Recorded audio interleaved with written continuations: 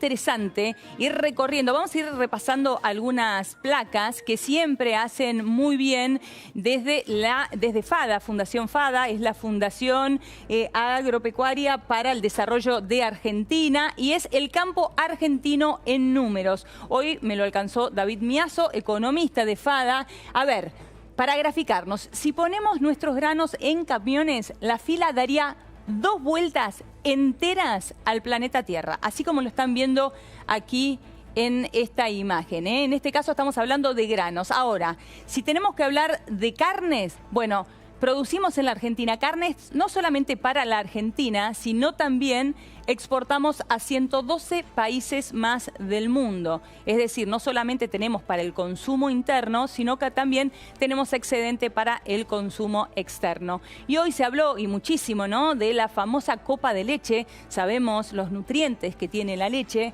Bueno, en este caso, nuestra Argentina produce 1 taza de leche diaria para todos los niños de Latinoamérica.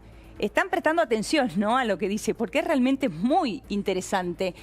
1 taza de leche diaria, es decir, 1 taza de leche por día.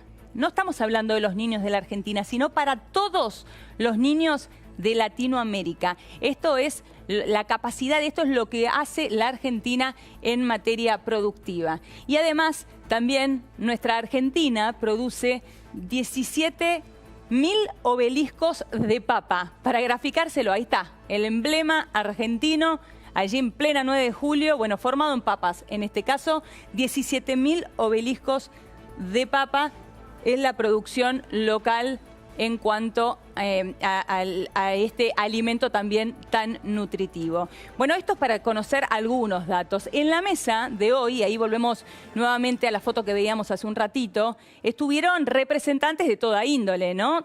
Representantes de la televisión, allí lo vemos a Marcelo Tinelli, en un ratito vamos a estar hablando de esto, organizaciones sociales, ONGs, sindicatos, representantes de la iglesia, representantes también de la agroindustria, bueno, algunos empresarios de la moda, también bueno, de organismos de derechos humanos, ahí la vemos a Estela de Carlotto, y este hombre, ¿no?, Daniel Arroyo, el hombre del cual venimos ya hablando hace rato como el posible ministro de Desarrollo Social, que obviamente seguramente ocupará ese cargo. Lo cierto es que a la salida de la reunión en el día de hoy de este Consejo Federal Argentino contra el Hambre, Alberto Fernández decía lo siguiente. Hemos perdido la conciencia de lo que es el hambre. Se ha convertido en una estadística el hambre. Y no es una estadística. Es gente que sufre. Y no entiendo, y no me perdono, ser parte de una sociedad que se jacta de poder alimentar a 400 millones de personas y no poder alimentar a 15 millones de pobres que tenemos. Y esto no es un desafío que tiene que tomar el gobierno de Alberto Fernández, es un imperativo moral que tenemos como sociedad. Todos tienen lugar en esta mesa, todos, porque no es una pelea de Alberto Fernández, es una pelea que como sociedad debemos dar. Y tantas veces nos embarcamos en batallas épicas, que en verdad hagamos algo épico que valga la pena, que es terminar con el hambre de los nuestros. Bueno, muy bien, hasta allí lo escuchábamos a Alberto Fernández en esta reunión en el día de hoy. Tenemos la mesa completa para continuar con este PM. Está aquí con nosotros Claudio Sucho Vicky. Bienvenido, Sucho. Un placer. Un placer tenerte aquí. Sergio Supo, bienvenido, Sergio. ¿Cómo estás? Bien, muy Buenas bien, noches. terminando la semana. Y Gabriel Camaño, bienvenido, Gaby. Bueno, vamos a seguir hablando, por supuesto, del tema del día de hoy, que fue esta reunión, ¿no? Este Consejo Federal de Argentina contra el Hambre. Quizá no sea casual que el presidente Mauricio Macri y Alberto Fernández, los dos grandes competidores de las últimas elecciones, dos dirigentes políticos que aparecen enfrentados, que se han esmerado en ponerse en las antípodas políticas, hayan iniciado sus gestiones hablando de la crudeza de la pobreza en la Argentina. Alberto Fernández está lanzando una cruzada en contra del hambre, particularmente del hambre infantil. Mauricio Macri dijo que quería ser juzgado como presidente por si lograba o no bajar la pobreza. el juicio fue adverso, porque claramente la pobreza en los últimos tiempos aumentó por una serie de circunstancias. Hablaba de pobreza cero, ¿no?, al comienzo. El objetivo de la pobreza cero, que lamentablemente lejos estuvo de cumplirse, sino que aumentó todavía unos puntos más. El tema de la pobreza estructural en la Argentina es un viejo tema que merecería otro comentario, otra discusión. Lo concreto es que Fernández está para puntualmente este proyecto tratando de acumular gente, hacer número, cubrirse de un estado de opinión pública favorable. Difícilmente pueda discutirse en la Argentina la necesidad de atender la urgencia del hambre con toda seguridad. El tema no es el qué, sobre el que hay un amplísimo consenso que excede bastante a las figuras muy importantes y especialistas que había en esa mesa y otros que no lo son tanto, pero que decoran muy bien ese lugar, ese espacio. Me refiero concretamente a Marcelo Tinelli, que está invitado ahí porque es Marcelo Tinelli, pero no tiene mucho para aportar en términos técnicos o científicos o políticos o sociales. Sí, no me opongo a que esté de ninguna manera, pero quiero decir que también le da una cobertura de opinión pública la presencia que excede el marco técnico o el marco político, porque también estaba la CGT, los movimientos piqueteros, la Iglesia, las cámaras empresarias, los productores de alimentos, los sectores sociales, o los representantes de los sectores sociales que están directamente aludidos. Sí. Es parte de una política que Alberto Fernández ha venido desarrollando en las últimas semanas y con las que quiere llegar al gobierno. Esto es acumular gente que rodee las políticas esenciales y centrales sobre las que se va a enfocar. Todavía no se aclaró cuál será la función de cada uno de estos sectores, bueno, ¿no? ¿Por qué se convocó a estos sectores y no a otros? Porque bien mencionabas vos, hay algunos que todavía uno no entiende cuál será su función, pero seguramente tendrán algún rol importante, ¿no? Por eso te decía, Eleonora, que claramente hay personas o entidades que se explican fácilmente su presencia en un consejo consultivo, que eso será un consejo consultivo del ministro Arroyo, que casi seguro será el ministro de Desarrollo Social del gabinete de Alberto Fernández. Arroyo es un especialista en la materia, fue ya viceministro en la época del kirchnerismo, fue el jefe de los equipos técnicos de Sergio Massa en el 2015 en materia social. Es un hombre que es reconocido como un especialista en la materia. Claramente la función que va a cumplir este Consejo Consultivo a partir del 10 de diciembre es precisamente recoger inquietudes, llevar propuestas, llevar algunas ideas y también dar un marco de contención y como te decía recién, de opinión pública favorable a un proyecto que Fernández considera urgente y considera también estratégico, porque está ahí atendiendo a una clientela electoral y una clientela social que requiere efectivamente de una ayuda más o menos inmediata, más la ayuda que ya se le está ofreciendo desde el actual esquema nacional. Ahora vamos a hablar del cómo, ¿no? Con Claudio Suchovicki y Gabriel Camaño. Recién lo mencionabas a Marcelo Tinelli, una de las personalidades que estuvo hoy en este consejo, y esto decía la salida. Nosotros hoy nos llevamos acá toda la carpeta con las bases de todo lo que va a ser el plan que quiere implementar Alberto y Daniel Arroyo a partir del 10 de diciembre y ojalá podamos colaborar en el caso nuestro, desde el observatorio de la pobreza para ir siguiendo y midiendo más o menos cómo se va mejorando en cuanto a los índices, en cuanto a talla, peso de las personas. ¿Cuáles son también. Los lineamientos, los principales? Bueno, el principal lineamiento fundamentalmente es terminar con el hambre en la Argentina. Esto que fue un eslogan en su momento de pobreza cero o de hambre cero, bueno, ojalá lo podamos lograr. ¿Te inspiró confianza? Sí, totalmente. A mí me inspira muchísima confianza. Pero me inspira confianza no solamente que sea una política de gobierno, me inspira confianza que sea una política de Estado para los próximos 50 años de la Argentina. Y acá, y también lo que te da como esperanza, que hay diferentes modelos.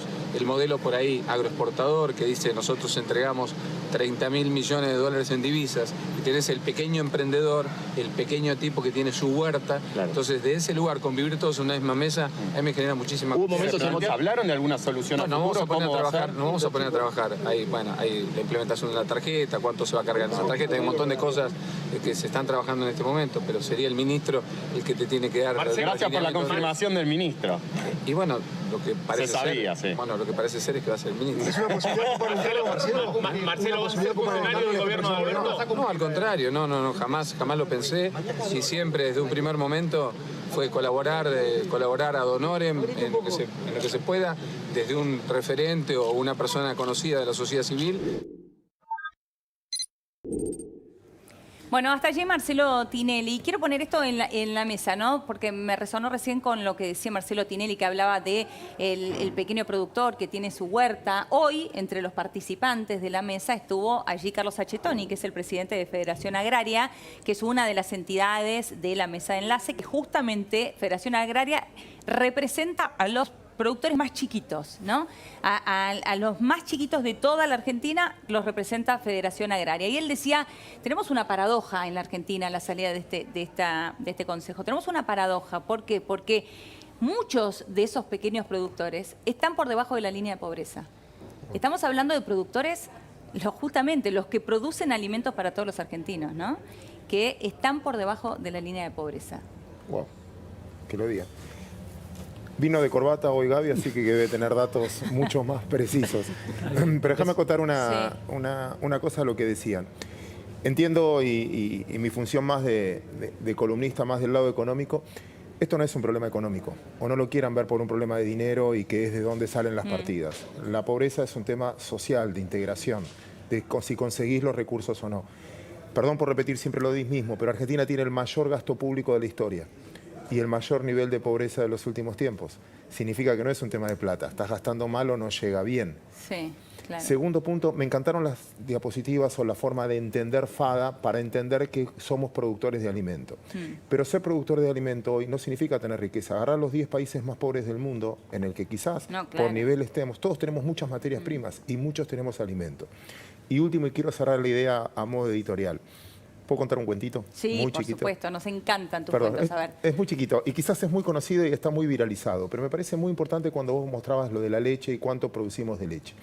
Una vez va un nene con el papá de la mano y ven una vaca y le dice, mira papá, la vaca me dijeron que nos da la leche, en el colegio la estuvimos estudiando. No, hijo, mentira, la vaca no te da la leche. Sí, papá, la vaca te da la leche. No, hijo, ¿quién te dijo eso? Te mintieron, la vaca no te da la leche. La leche te la da un tipo que se levanta a las 5 de la mañana, ordeña a la vaca y al final de mente la vaca sola no te va a dar la leche. El campo solo no te da el alimento. Para eso tenés que tener la productividad suficiente para poder producirla. Sí. Para poder producirla, y lo dijeron en la mesa, eso me gustó escucharlo, tenés que bien tratar al productor.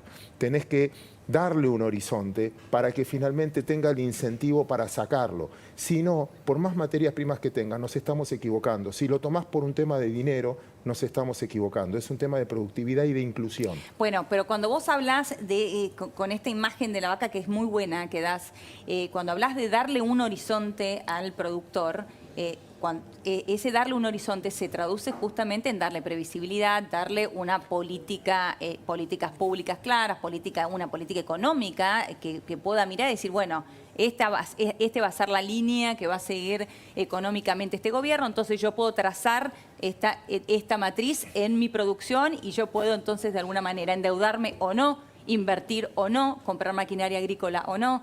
¿No? Tal cual. Entonces, cuando vos ves la contracara, que está bárbaro que se hagan esto y que hagan una mesa y que incluyan un montón de gente para debatir los temas, pero si lo tomás, es un tema de la pobreza se genera porque hay un montón de personas que por más que crezca el país a un 10%, no van a ser incluidos porque no producen lo que hace falta en ese caso. Y ahí es la política de Estado. Y lo último que quiero aclarar al respecto, que de contracara, cuando vos escuchas opiniones, te dicen que lo que van a terminar haciendo es un control de precios o controlar las variables, etcétera, para una mesa de consenso para poder controlar.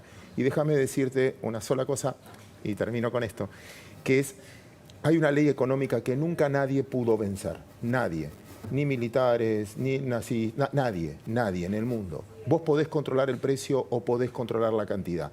Nunca vas a controlar las dos cosas a la vez. Si vos controlás el precio, el mercado te pone la cantidad, porque si vos me pusiste un precio máximo a la carne, te quedaste sin vacas. Claro, si le pusiste un precio... lo que quiero repetir es no volver a repetir esos errores. Si vos le pones un precio máximo al dólar, te quedaste sin dólar. Le pusiste un precio máximo a la tarifa, te quedaste sin abastecimiento. Cuando vos ves a los venezolanos queriendo cruzar la frontera para abastecerse, no es por precio, no es que en Colombia las cosas son más baratas, es que no hay. ¿Por qué no hay? Entonces, para que haya tenés que aumentar la producción. Y para aumentar la producción tenés que incluir que sea un buen negocio hacerlo. Si no, no lo van a producir. La vaca no te va a dar la leche voluntariamente. Claro, y el productor no va a trabajar ad honorem. Tal cual. Entonces, no lo vean como un tema económico y no es que me quiero lavar las manos en la respuesta. Es un tema social, es un tema cultural. Es cómo educo para que finalmente tenga sentido extraer esa materia prima. Sea beneficioso extraer esa materia prima. Ahora, hablamos también de un tema estructural en la Argentina que viene de muchísimos años, ¿no, Gaby? Es una mezcla de cuestiones. Hay cuestiones sociales, o sea, cuando se estructuraliza ya empezás a tener cuestiones de sociales y de acceso a oportunidades, pero tiene un componente económico elevado, digamos.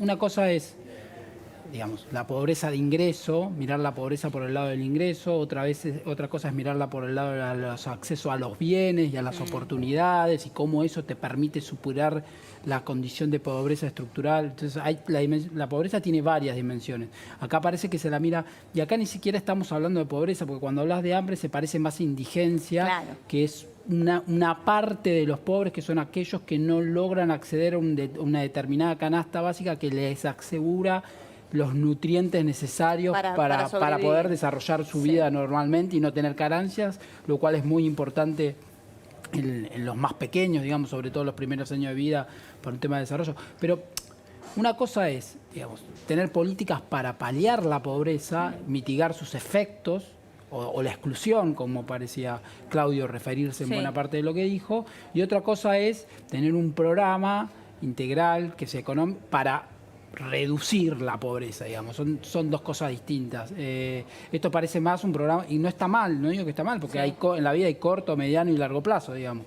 O sea, ¿vos creés que esto es más bien para... Esto es más para lidiar con el problema, lidiar con las consecuencias más inmediatas del problema de la pobreza, que es la gente que no la alcanza para acceder a un mínimo de subsistencia. Sí, pero por eso estamos hablando aquí de urgencia, entonces. Sí, que evidentemente la hay. Argentina tiene...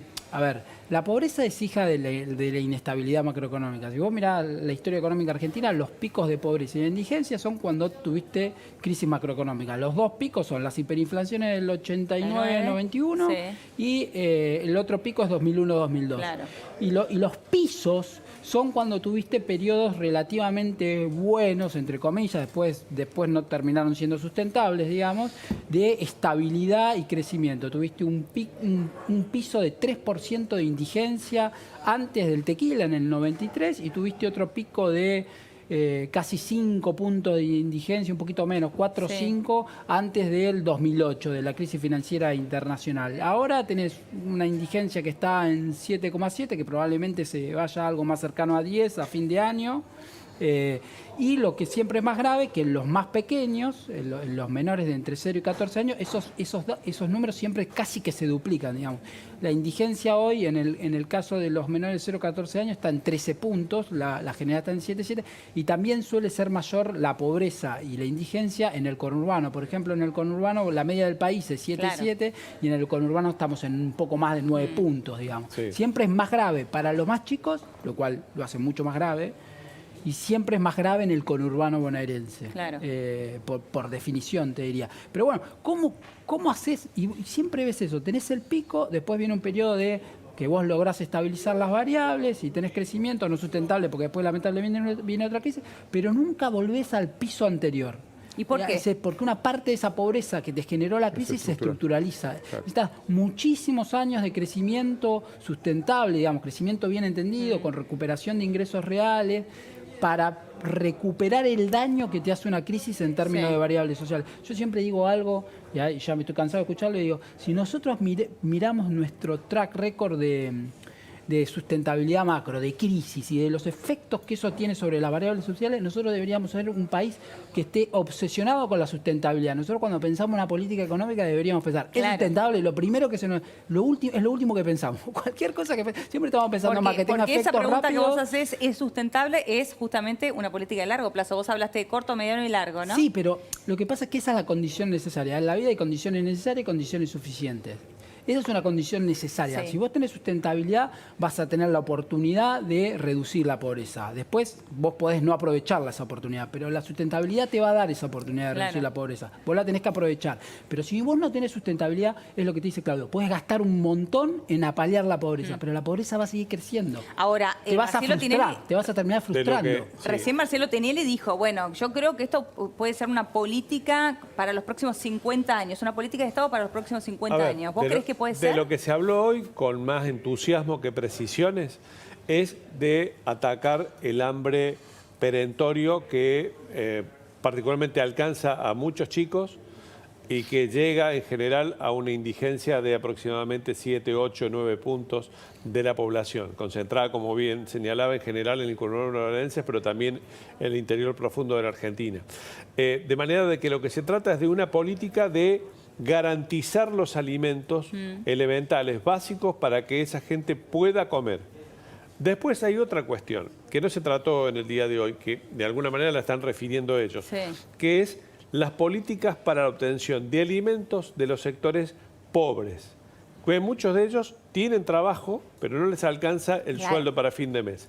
Eso va a requerir un nivel de complejidad que me parece excede al ministro Arroyo largamente, porque obligará a pensar políticas económicas tales como ver si los alimentos en la Argentina son conseguibles a un precio desacomodado, desacompasado del precio de valor internacional que tienen en su calidad de commodities.